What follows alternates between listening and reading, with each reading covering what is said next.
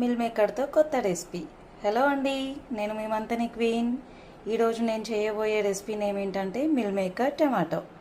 మన కామెంట్స్లో ఒక వ్యూయర్ వచ్చేసి meal maker tomato with voice అడిగారండి. సో వాళ్ళ కోసం అండి, ఇంకా అందరి కోసం కూడా ట్రై చేయండి, చాలా బాగుంటుంది.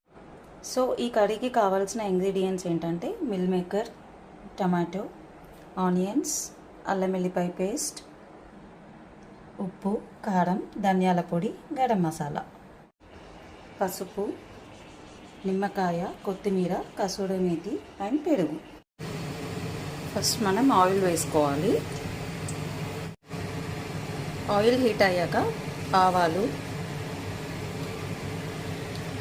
జీలకర్ర, ఫైన్గా చాప్ చేసుకున్న ఆనియన్స్,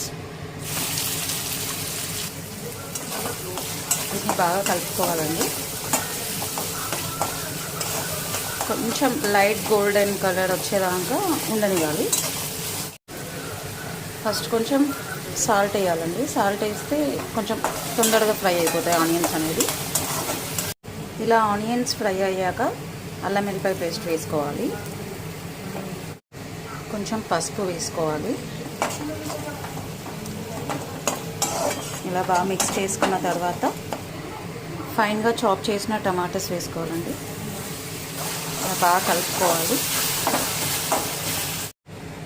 ఇలా టమాటాని బాగా కలుపుకున్నాక ఒక ప్లేట్ పెట్టాలండి. ప్లేట్ పెట్టి ఒక 6 minutes అలా ఉండనివ్వాలి. టమాటా అనేది బాగా మగ్గిపోతుందండి.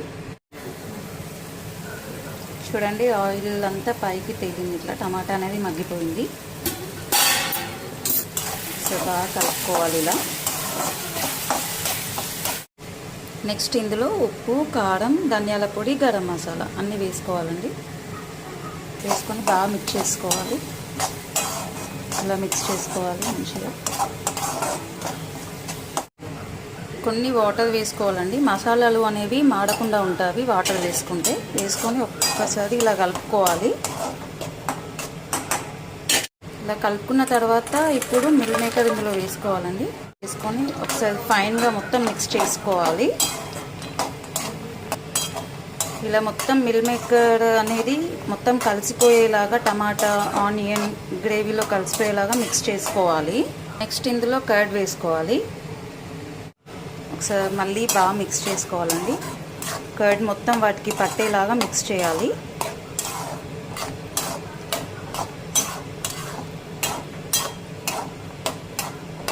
ఈ పెరుగు అనేది బాగా చిలకాలండి, లేకపోతే మొత్తం ఉండల్లాగా ఉండిపోతుంది. సో కర్రీ అనేది మనకి మొత్తం ఉండలు వస్తుంది. బాగా చిలకాలి పెరుగు. ఒక 1/2 glass వాటర్ వేసుకోవాలండి. వాటర్ వేసుకున్నాక బాగా మిక్స్ చేసుకోవాలి. ఇలా మిక్స్ చేసుకున్నాక ప్లేట్ పెట్టి ఒక 10 minutes మీడియం ఫ్లేమ్లో ఉంచాలండి. ఇలా 10 minutes అయిపోయాక మూత తీసి చెక్ చేసుకోవాలి. మిల్ మేకర్ అనేది ఉడికిందా లేదా అనేది చెక్ చేసుకోవాలండి. ఉడికిపోయింది.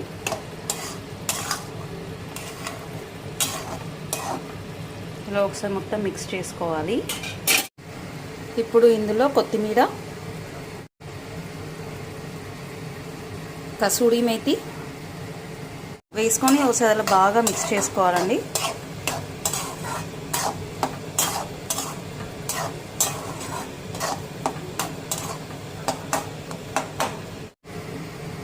లాస్ట్కి నిమ్మకాయ పిండాలి.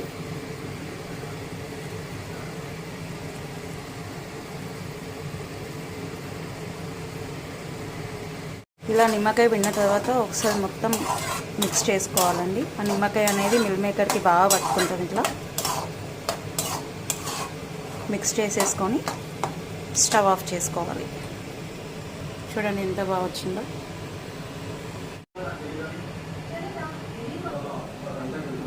ఇలా వేడివేడి అన్నం తీసుకొని వేడివేడి కర్రీ పెట్టుకొని కలుపుకొని తింటే చాలా బాగుంటుందండి.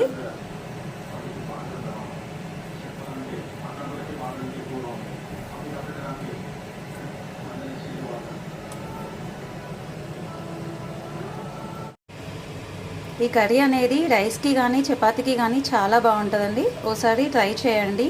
మీకు కనుక నచ్చినట్టయితే కామెంట్లో చెప్పండి. అండ్ ఆల్సో మీకు కనుక ఈ కర్రీ నచ్చినట్టయితే like, share and subscribe my channel. Bye bye.